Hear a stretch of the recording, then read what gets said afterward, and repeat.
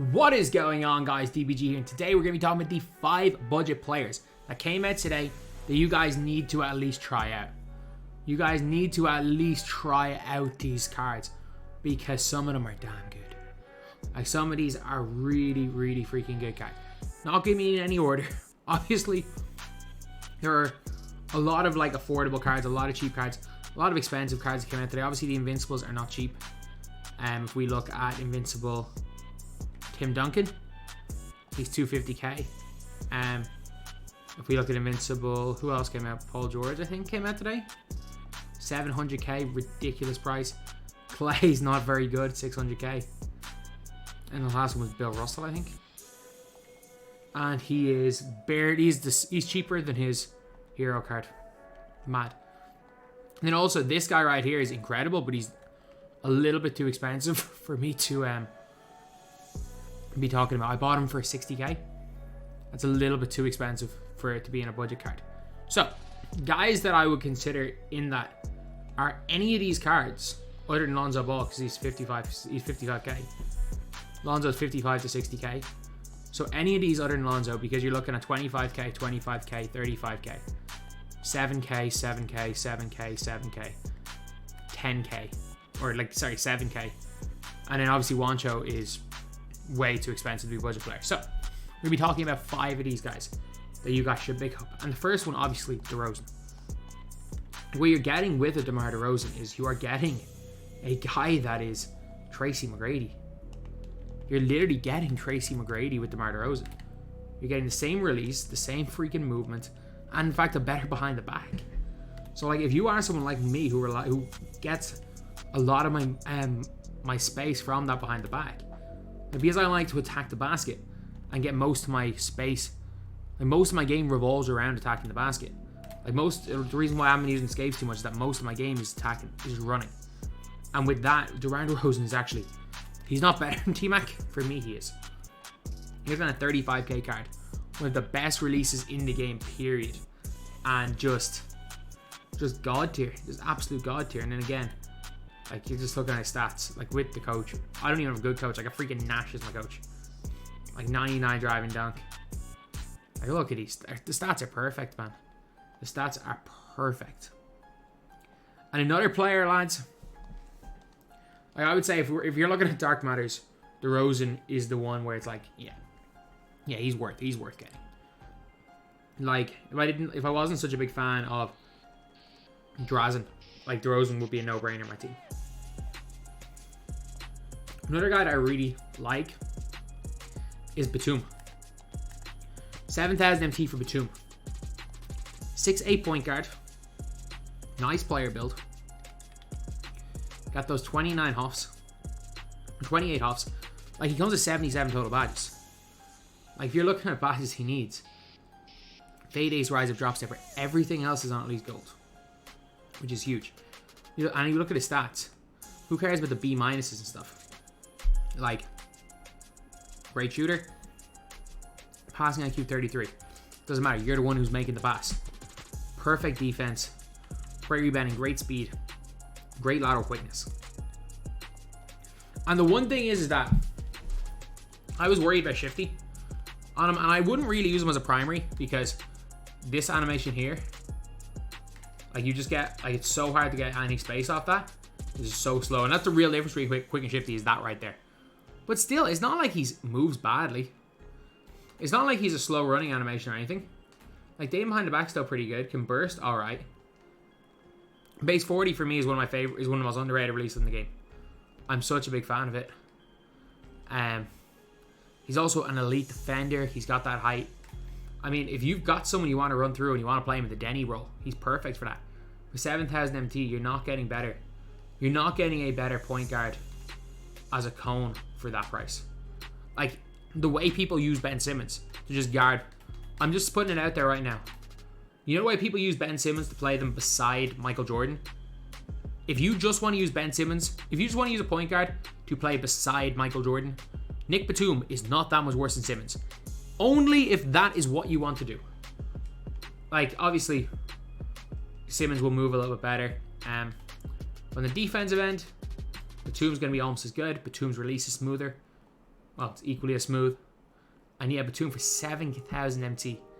I'm telling you, lads, he's a player that I'd be looking to buy, man. I really would be looking to buy Nick Batum. Like, try him out. Even if you have a God squad, he's that dude. He really is. So then, when it comes to these Origin players, a really underrated player, but he has one big flaw, and I haven't noticed it yet. Like, I haven't noticed the flaw yet. But it's Larry Nance and it's his ball handle.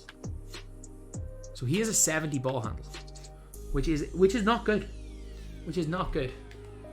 I just want to check. Does he have unpluckable? Because if he has unstrippable and unpluckable, okay, maybe that's why. He's got unpluckable and unstrippable at least on gold. So he doesn't get stripped that much. Problem is, it's still a factor. I haven't noticed it. The reason why I'm recommending him is I've used Larry Nance a few times and I haven't noticed it. He's been God tier for me. He's been God tier. 98 driving dunk, freaking D-Rose SIGs, perfect defensive stats. 97 speed, 97 lateral, like 100. I'm pretty sure he's at 100 SIGs and everything. And anytime I've used Larry Nance, he's been fine. Albeit, like, it's not like I've been out here, like, trying to cook with him. It's not like I've been out here, like, using Larry Nance as my main guy. But, like, he's got that Kareem release, which I don't mind.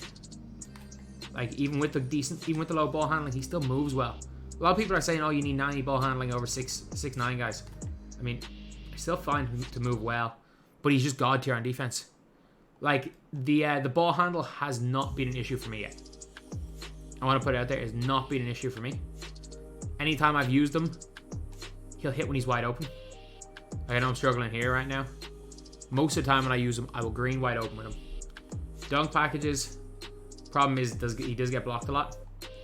But I've been using, like, you guys know, I've been using Sean Kemp at times to pure lock. And he's been, like, really effective. Just put him in that small forward position. Don't really give him the ball. All he has to do is shoot when he's wide open and lock down the other team's best defender. As far as pure locks go, he's brilliant. He is a brilliant pure lock. And for like 7,000 or 8,000 MT, Larry Nance, and I actually ended up getting Larry Nance for free. I thought I got one for a second, but I got Larry Nance. But no, he's good. Like, he's nothing spectacular on the offensive end. He's not going to do much. But like, for me, he's going to offer you like a little bit more than what Sean Marion does. Because if you can get, with that D-Rose, you can attack the basket well. You can attack the basket very well with him. And yeah, he's in here as the third option. The third player. So like, obviously Derozan, Batum really good. Nance really good. One player that I have not had any success with is Serge Ibaka. A lot of people are going to talk about this card like he's a god. And I'm not going to disagree with you. I have not had much success with him. But one player I have had success with when I've been playing is this dude right here. Demarcus Cousins. Now, Demarcus Cousins just kind of has something about him. Is he in the team? No. Yeah, he is. Demarcus Cousins has something about him. And if you want to use Demarcus Cousins as like a ball handler, you're not going to enjoy him. If you want, because he does move kind of clunky. Just going to put it out there. He moves kind of clunky. Like, his SIGs are pretty nice. Like, for a freaking big man like him, SIGs are nice. His release is good. But the way you use him is you use him like he's a freaking Thurmond. He's got that wide body, so he actually plays elite defense. Like, if you want to look at Buggy's stats, he's 99 3 ball. And you want to look at his defense. 95 perimeter, 96 interior. And 87 steal, 92 block. 90 lateral. Like, you can chuck, I've chucked him on ball, and he's been really effective. He's just got a wide player build. He'll hawk lanes. He's got a decent wingspan. And sure, he doesn't move that well. But he doesn't move any worse than like a Shaq. And I still would take him over Shaq any day. Like, his movement is better. I would take him over Shaq any day. But only thing is set shot 18. Sorry, set shot 8 is not as glitchy when it's not on a giant. As far as power forwards go, is he the best? Not really. Is he great though? Yeah, for 25k, you're not getting many better. Like, him versus Thurmond is a debate. Him versus Thurmond is a legit debate. I think I'm taking Thurmond over him, but it's a debate. And now the last player. We gotta move gens for this guy. We gotta move gens for this guy. And you'll see a video on the DBG2 channel tomorrow with the current gen go. Now, we all talk about base 98 not being what it used to be. And I agree to an extent. I agree to an extent, lads. Base 98 is in fact not what it used to be on next gen. But on current gen, base 98 is it. As well as the SIGs they gave this guy. He is so damn effective. He's so effective. And it's Hondo. For 25k, if you are playing on current gen, I'm telling you, Hondo for 25k is the freaking Derozan, is just like a better Derozan. Like, he's got perfect stats, really good defensively, 6'5", 97 lateral, like 75 of the 80 total badges. Like the only, I mean, stop and go maybe matters, but like, Hondo, I'm telling you guys, not on next gen. No, Hondo's not him on next gen. Like I wouldn't run Hondo on next gen unless you want some like nostalgia. But like if you're here on current gen, wait, what am I doing? Freaking Donovan Mitchell's size up. Like it is 98 still that release on current gen. The reason why I use freaking Chauncey. When I played my one wager against the guy forcing to play on current gen, I literally was like, okay, I'm using Chauncey build-ups because base 98 is that release. Like it's not as quick as base 3, but it's like look at that compared to what it is on next gen.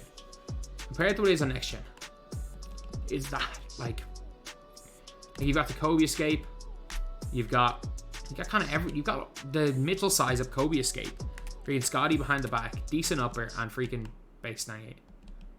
Like this card right here. Like it's obviously too early and too late in the year. Like Hondo was him last year. He's not Hondo of last year. He's just not. But like, I think if you like, I just can't get base 98 down. I just can't get his release down at all. Like if you guys can, he's still one of the best and most dangerous players in the game on current gen. Not on next gen. He's not in on next gen. But on current gen, he's really damn good. So yeah, that rounds off the 5 budget players from today's set. And the 5 budget players I would suggest you to buy. So Serge, I'm iffy on. Lonzo, I think is overpriced. I don't like Lynn, and I don't like Gordon Hayward. And like if Duncan was a budget card, Duncan would be in there as well. So anyway, that's the video. Thank you guys for watching. Please like, comment, and subscribe.